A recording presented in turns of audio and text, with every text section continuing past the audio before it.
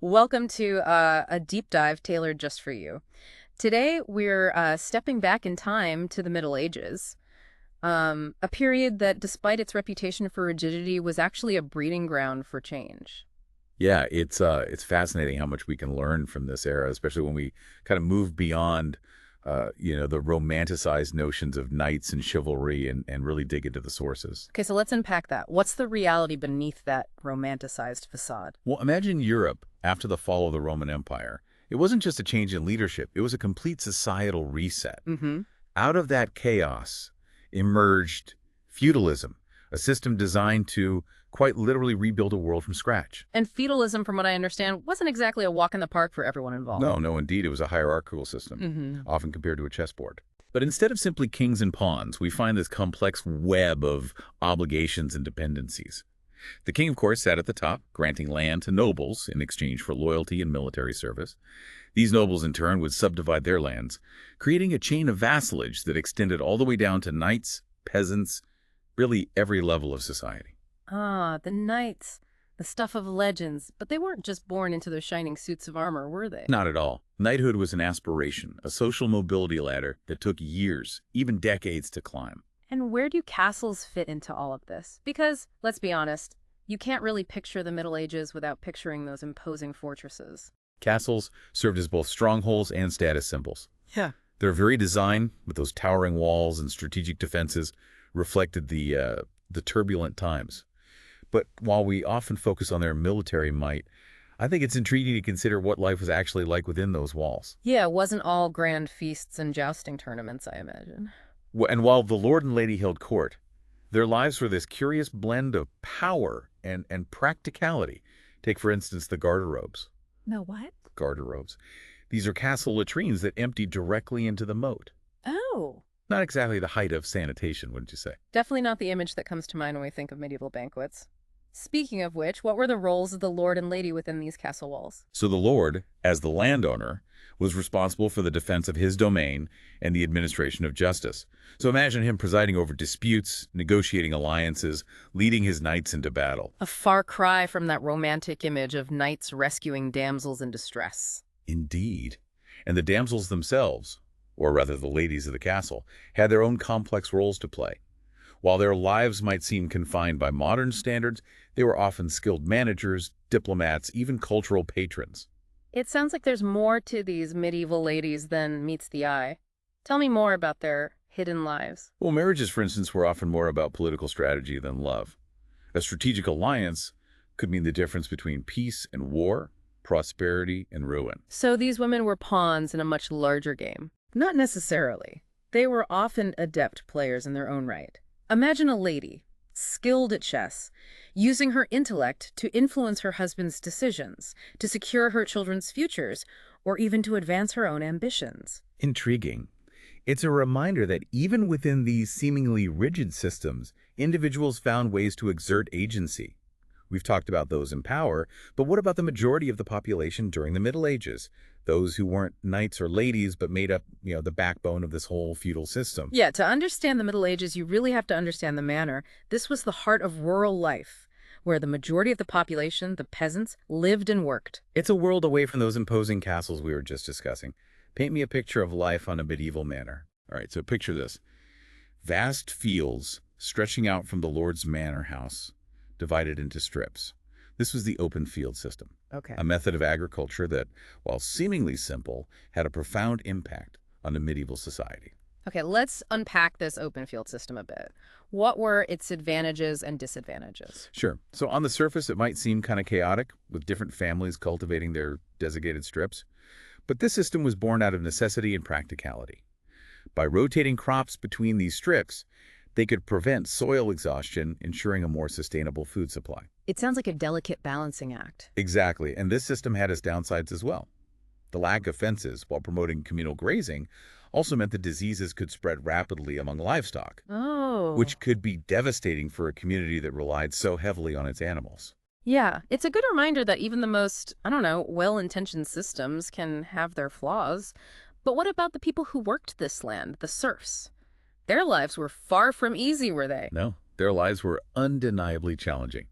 Imagine waking up before dawn in a one-room cottage, The walls made of wattle and daub, the roof thatched with straw. The interior would have been dark, smoky, and often shared with livestock for warmth. A far cry from the comforts we take for granted. What about their diet? What were they eating? Well, their diet, while simple, was surprisingly diverse and nutritious. Bread, of course, was a staple, baked in communal ovens. Hmm. But their gardens also provided a variety of vegetables, and they often supplemented their meals with foraged foods like mushrooms and berries. Huh. One of the most common dishes was pottage. Pottage. Yeah, a hearty stew made with, whatever was in season. Okay, so they were masters of resourcefulness. But amidst the hardships, did they find time for, like, celebration at all? Oh, absolutely. Festivals and religious holidays were eagerly anticipated breaks from the monotony of daily life. Christmas, in particular, was a time for feasting, games, and storytelling. These celebrations, often held at the manor house, offered a rare glimpse of festivity and, a much-needed respite from the daily grind. So it wasn't all work and no play. Right. But it's crucial to remember that serfs were tied to the land. They couldn't travel freely, marry without permission, or even sell their produce without the consent of the lord. Their lives were in many ways dictated by the rhythms of the manor. A stark contrast to the freedoms we often take for granted today. We've explored the grandeur of castles and the realities of life on a medieval manor, but our deep dive wouldn't be complete without venturing into, the bustling world of medieval towns. What drew people to these centers of commerce, and what were the challenges they faced? Well, imagine, if you will, a time when cities were bursting at the seams, a far cry from the open fields of the countryside. Towns offered something truly unique opportunity. Opportunity for something more than a life of farming. Precisely. In a town, a peasant could, with, luck and skill, learn a trade, set up shop, and perhaps even rise to a position of influence within their guild. Ah, yes, the guilds. They were like the medieval version of unions, weren't they? In a way, yes. Each trade, from bakers to blacksmiths, had its own guild, which regulated, everything from prices to quality control. Guilds provided a framework for success, offering apprenticeship programs, mutual support, and even acting as early insurance providers for their members. So it wasn't just about protecting their trades, it was about building a community within these kind of burgeoning urban centers. Our sources mention exotic goods flowing through these towns, silks, spices, things people had never even seen before. Where was it all coming from? Think of those intrepid merchants, navigating treacherous sea routes and traversing vast deserts, all to bring back these treasures from the East. These trade routes were the lifeblood of medieval commerce, connecting Europe to a wider world. It makes you realize how interconnected the world already was even back then. But alongside this newfound prosperity, there were also dangers lurking in the shadows, weren't there? Indeed. Crime was an unfortunate reality in these densely populated towns. And medieval justice, as our sources detail, was often swift and brutal. Yeah, we've talked about the pillory and the stocks. Public humiliation seems to be a recurring theme here. What was the thinking behind these punishments? Well, they weren't just about punishment, they were about spectacle, a very public display of the consequences of breaking the law. It was a way to maintain order in a society where, literacy was limited and public displays held immense power. A stark contrast to our modern justice system, to say the least. But amidst all this talk of commerce and punishment, we can't forget the ever-present influence of the church during this period. Ah, yes, the church. It was a dominant force, both spiritually and politically, shaping the lives of medieval people from birth to death. Imagine, if you will, those magnificent cathedrals towering over the townscape, a testament to the power of faith, a constant reminder of the afterlife. And these cathedrals weren't just places of worship, they were centers of learning and culture, weren't they? Absolutely. They housed libraries, hosted debates, and showcased, breathtaking works of art. And let's not forget the monasteries, these bastions of scholarship and piety, preserving ancient texts and serving as centers of education. It's fascinating how even in a world often defined by hardship and uncertainty, there was this drive to create, to learn, to connect with something larger than oneself. But of course, we can't talk about the Middle Ages without addressing the devastating impact of the Black Death. Right, the Black Death was a tragedy of unimaginable proportions. Imagine a third of Europe's population wiped out within a few short years. This wasn't just a demographic disaster, it was a cultural and societal earthquake. And yet, our sources suggest that even this horrific event had unintended consequences that would shape the course of history. Indeed. The Black Death, for all its horrors, fundamentally disrupted the established order. With a decimated workforce, laborers found themselves in higher demand, giving them more bargaining power. Land, once a scarce and precious commodity, became more readily available. The seeds of change had been sown. It's almost paradoxical how an event so destructive could ultimately lead to such profound societal shifts. And that's the beauty of studying history, I think. It reminds us that even the most entrenched systems are not immutable.